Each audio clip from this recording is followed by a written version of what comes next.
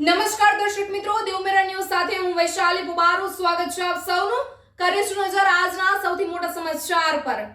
પહેલગામ હુમલા બાદ PM Modi action મોડમાં આવ્યા છે. હાઈ લેવલની બેઠક બોલાવવામાં આવી છે. જી હા, પહેલગામ હુમલા બાદ તરત જ પીએમ મોદી એક્શન મોડમાં આવી ચૂક્યા છે. તેમણે પોતાનો સાઉદી અરેબિયાનો પ્રવાસ અધૂરો મૂકી ભારત વાપસી કરી છે.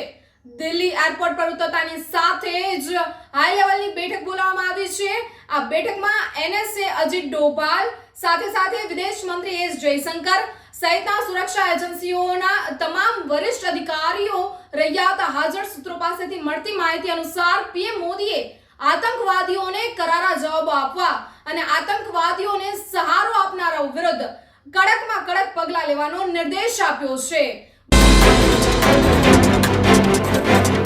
જેએનકે હુમલામાં આતંકીની પહેલી તસવીર સામે આવી. ઉડીમાં આતંકીઓની ઘૂસણખોરી, સેનાનું એન્કાઉન્ટર શરૂ. ગઈકાલે હુમલામાં 27ના મોત, જુઓ હચમચાવી દેતા બે વિડીયો. મંગળવારે બપોરે જમ્મુ કાશ્મીરના પહેલગામમાં થયેલા આતંકવાદી હુમલામાં 27 લોકો માર્યા ગયા.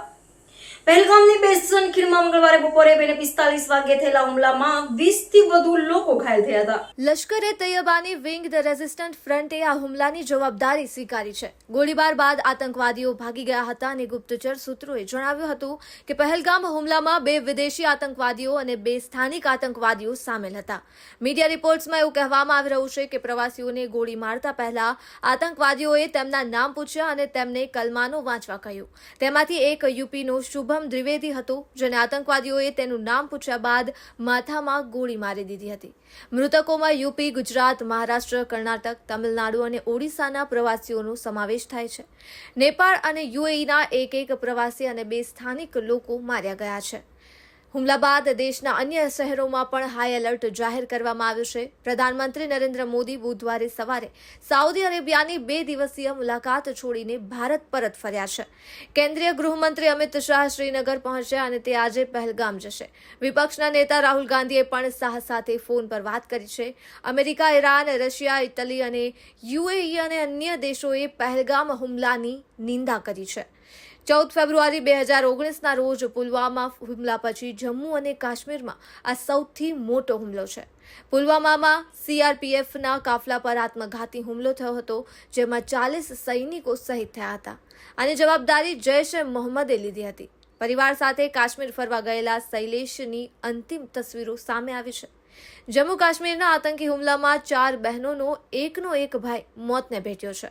સુરતમાં અંતિમ સંસ્કાર માટે તેઓને સુરત લવાશે.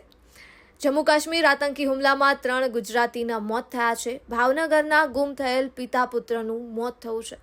ગઈકાલે સુરતના એક યુવકના મોતની પુષ્ટિ કરવામાં આવી છે. જેએનકે આતંકી હુમલામાં 3 ગુજરાતીના મોત, ભાવનગરના ગુમ પિતા પુત્રનું મોત. ગઈકાલે સુરતના એક યુવકના મોતની પુષ્ટિ થઈ હતી.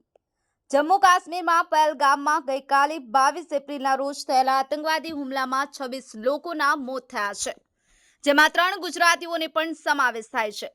ભાવનગરના પિતા પુત્ર અને એક સુરતના યુવકનું મોત થયું હોવાની પુષ્ટિ કરવામાં આવી છે. જેકેના આતંકી હુમલામાં શૈલેષનું બર્થડેના 1 દિવસ પહેલા જ મોત. પરિવાર સાથે કાશ્મીર ફરવા ગયાની અંતિમ તસવીરો. ઘોડા પર બેસી કુદરતી સૌંદર્ય નિહાળતા હતા અને ધડાધડ ગોળીબાર થયો. 22 એપ્રિલ મંગળવારે બપોરે લગભગ 3 વાગ્યે જમ્મુ કાશ્મીરના પહેલગામમાં આતંકવાદીઓએ પર્યટકો પર ગોળીબાર કર્યો હતો. આ હુમલામાં 24 લોકોના મોત થયા છે, જેમાં સુરતના શૈલેષ હિંમતભાઈ કળથિયાનું પણ મોત થયું છે. મૂળ અમરેલી જિલ્લાના વતની અને સુરત બાદ છેલ્લા 1 વર્ષથી મુંબઈમાં રહેતા શૈલેષ કળથિયા તેના પરિવાર સાથે કાશ્મીર ફરવા ગયા હતા, જેની તસવીરો હાલ સામે આવી છે. પરિવાર ઘોડા પર બેસી અને કુદરતના સૌંદર્યને નિહાળતા હતા, ત્યારે જ અચાનક આતંકવાદીઓએ ધડાધડ ગોળીબાર કરતા શૈલેષભાઈને ગોળી વાગતા મૃત્યુ થયું હતું. જન્મદિનની ઉજવણી કરવા માટે જ શૈલેષભાઈ કાશ્મીર ગયા હોય એવી શક્યતા છે, જ્યાં જન્મદિવસના 1 દિવસ પહેલા જ તેઓ મૃત્યુ પામ્યા. પરિવાર સાથે ફરવા ગયેલા શૈલેષનું આતંકી હુમલામાં મોત નિપજતા મૃતદેહને સુરત લાવવામાં આવશે અને અહીં જ તેની અંતિમ ક્રિયા કરવામાં આવશે. મૃતક શૈલેષના પિતા પણ સુરત આવવા માટે રવાના થઈ ગયા છે. ઘોડા પર બેસી જતા હતા તે આતંકી હુમલો થયો. 44 વર્ષીય શૈલેષભાઈ હિંમત કળથિયા તેમની પત્ની શીતલ કળથિયા, પુત્રી નીતિ અને પુત્ર નક્ષત્ર સાથે મુંબઈથી કાશ્મીર ફરવા માટે ગયા હતા. આ દરમિયાન શ્રીનગરથી પહેલગામ ફરવા ગયા હતા અને વિવિધ જગ્યાએ ફરી અને ગતરોજ 22 એપ્રિલે તેઓ ત્યાંના મિની સ્વિટ્ઝરલેન્ડ ગણાતા સરનવેલીમાં પહેલગામથી ઘોડા પર બેસી અને કુદરતના સૌંદર્યને નિહાળતા હતા ત્યારે અચાનક આતંકવાદીઓ દ્વારા તડાતડ ગોળીબાર કરાતા કળથિયા પરિવારના 4 સભ્યોમાંથી મોભી એવા શૈલેષભાઈને ગોળી વાગતા તેમનું મૃત્યુ થયું હતું. પરિવારના અન્ય સભ્યો સહી સલામત છે. કાજલ બામણિયા, શ્રીનગર, કાશ્મીર સ્ટુડિયો પરથી લાઈવ કવરેજ. હાય, હું છું ક્રુઝિન સિંઘાનિયા. આપની આસપાસના સત્ય સમાચાર જાણવા માટે જોતા રહો દીવ મિરર ન્યૂઝ અને હા, લાઈક અને સબસ્ક્રાઇબ કરવાનું ભૂલતા નહીં. Thank you.